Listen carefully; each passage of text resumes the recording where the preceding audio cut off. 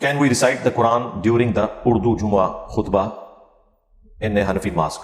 جب خطبہ جمعے کا ہو رہا ہے تو اس میں تو بخاری مسلم میں یہ حدیث ہے کہ فرشتے بھی رجسٹر بند کر کے وہ خطیب کی گفتگو سننا شروع کر دیتے ہیں، اور اس کے بعد جو لوگ آتے ہیں ان کو عام جمعے کا ثواب ملتا ہے جب خطیب ممبر کے اوپر چڑھ جاتا ہے۔ اب جب یہ خطیب ممبر کے اوپر چڑھ گیا ہے، چاہے وہ حنفی ہو چاہے اہل حدیث ہو، کیونکہ اب آلموسٹ دونوں اسٹوری سنا رہے ہوتے ہیں، تو آپ یہ برداشت کریں اسٹوری ان کی، آپ بجائے قرآن کی تلاوت کرنے کے، کیونکہ وہ تو بہت زیادہ کنسنٹریشن والا کام ہے، اس میں آپ پیرلل میں کوئی اور کام کر نہیں سکتے، آپ تسبیح ہاتھ میں پکڑ لیں، درود شریف پڑھنا شروع کر دیں اور سنت اذکار شروع کر دیں، ورنہ ہو سکتا ہے کچھ عرصے بعد مولوی صاحب بھی آپ کے اوپر کوئی ایکٹیویٹی پرفارم کروا دیں۔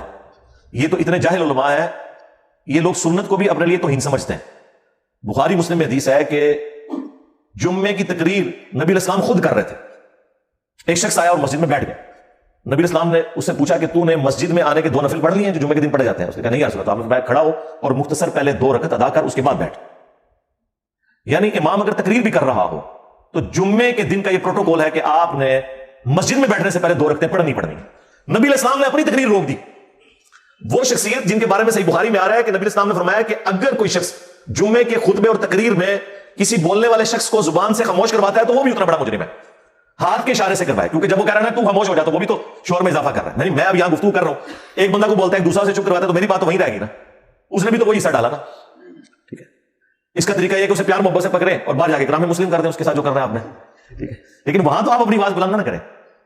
تو نبی علیہ السلام نے اسے بھی مجرم کہا، لیکن آپ علیہ السلام اپنی تقریر کے دوران بغیر نماز کے بیٹھنے نہیں دے رہے۔ یہاں حنفیوں کی مسجد میں 2 نفل پڑھنے کی کوشش کریں، وہ سمجھتے ہیں ہماری توہین ہو رہی ہے، ہم تو ارشادات عالیہ ارشاد فرما رہے ہیں، اور اس بندے نے آگے نماز شروع کر دی ہے، حالانکہ وہ ارشادات عالیہ کیا ہوتے ہیں وہ آپ کو پتا ہے۔ تو پھر وہ پلی لیتے ہیں جی ہم وقفہ دے دیتے ہیں۔ سرکار دین آپ ٹیلر میڈ کریں گے؟ آپ کو کس نے کہا یہ وقفہ دینا سنت ہے؟ وقفہ تو ہے ہی کوئی نہیں ہے، سنتوں کا وقفہ ہوگا بدعت۔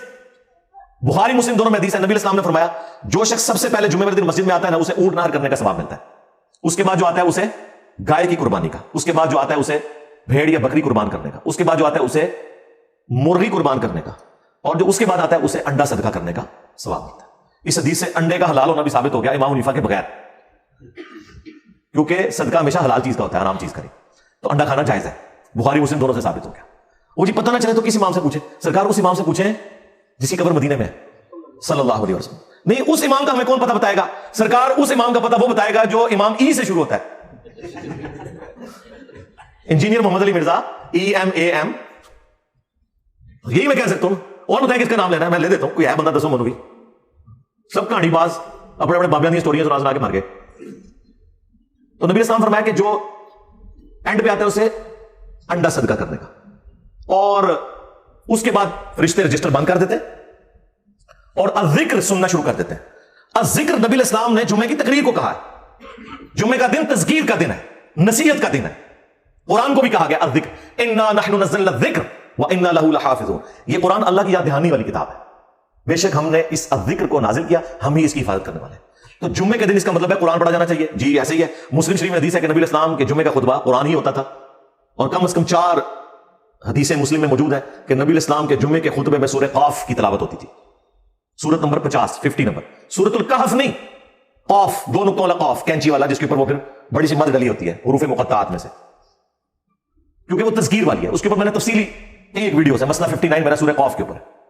تو نبی علیہ السلام، بلکہ وہ صحابیہ کہتی ہیں، مسلم کے الفاظ ہیں کہ نبی علیہ السلام ہر جمعے کے خطبے میں یہ تلاوت کرتے تھے، اور مجھے زبانی یاد ہو گئی حضور سے سن کے، کیونکہ ہر جمعے میں آپ پڑھا کرتے تھے، اور چونکہ پڑھنے والے بھی عربی، سننے والے بھی عربی، تو ترجمہ کرنے کی ضرورت ہی نہیں تھی۔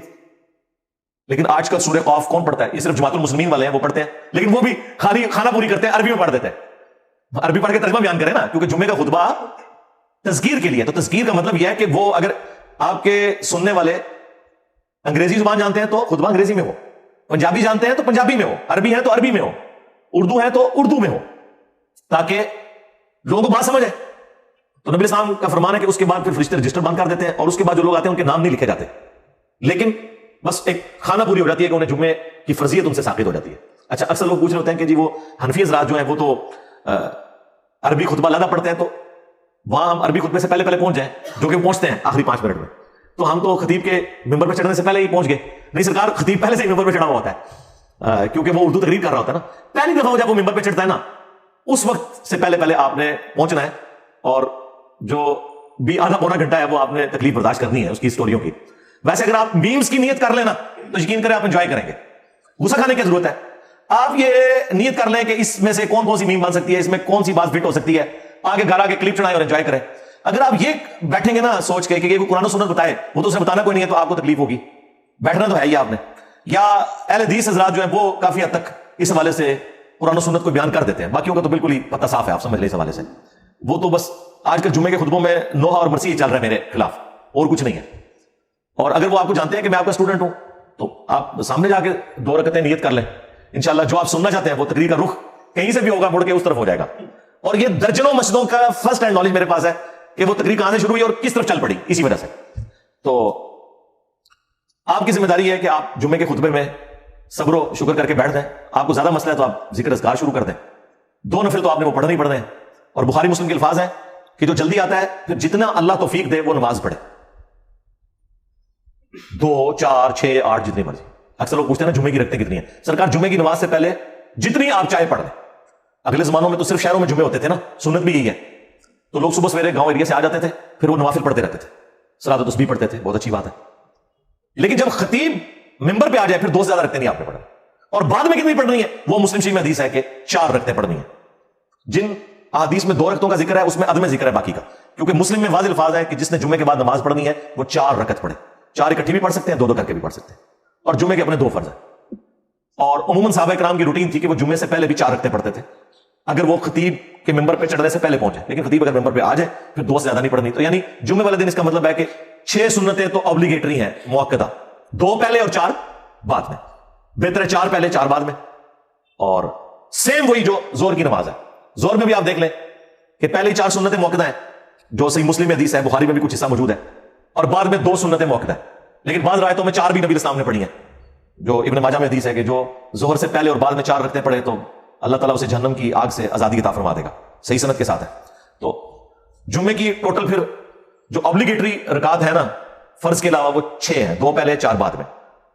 اور جمعے کے فرض اللہ نے اس لیے کم کر دیے ہیں کہ اس دن چونکہ تقریر ہونی ہے, اور تقریر بھی خدا کے لیے مجھے نہیں سمجھ آتی کہ اگر آڈینس لیٹ آتی ہے تو مولوی اپنی تقریر کیوں لیٹ کر دیتا ہے.